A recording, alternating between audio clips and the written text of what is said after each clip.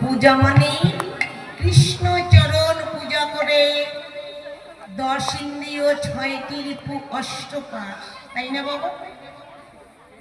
অষ্টপাশকে যে জন সুন্দরভাবে রাখতে পারে, সুপথে চালিত করতে পারে, তারই হবে একমাত্র সূর্য পূজা। তাই যাই হোক, এই লীলাখানা পরিবেশন করতে গিয়ে আমার অনেক অনেক ভুল ত্রুটির অসভ্যাস হবে। আপনারা আমাকে নিজ সন্তান কিংবা নিজ বোন মনে করে সকল অপরাধ থেকে মুক্ত করবেন। কেন? আমার যে সাধন ভজন বিদ্যা বুদ্ধি কিছুই নেই।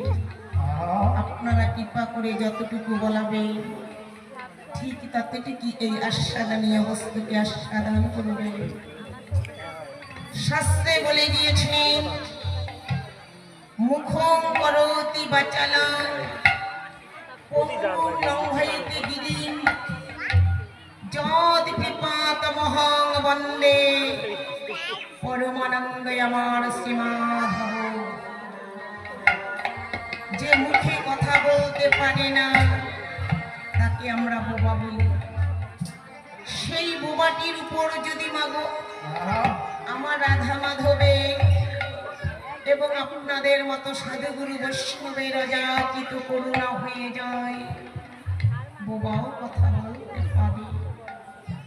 পঙ্গু যার পা নেই, যে পথ চলতে পারে না, সেই পঙ্গুর উপর যদি আমার রাধা মাধবে এবং আপনাদের মতো সাধুগুরু বৈষ্ণবের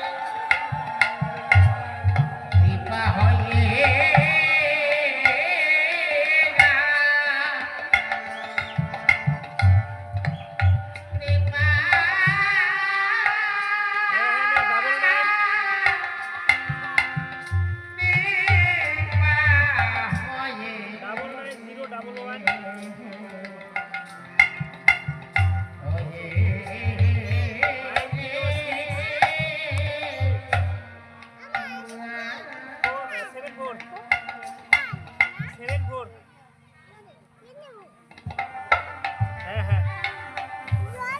যে পঙ্গু পথ চলতে পারে না, সেই পঙ্গুর উপর যদি আমার রাধা মাধবে এবং আপনাদের মতো সাধুগুরু বৈষ্ণবের করুণা হয়ে যায়, পঙ্গু পর্যন্ত গিরিকে লঙ্ঘন করতে পারে।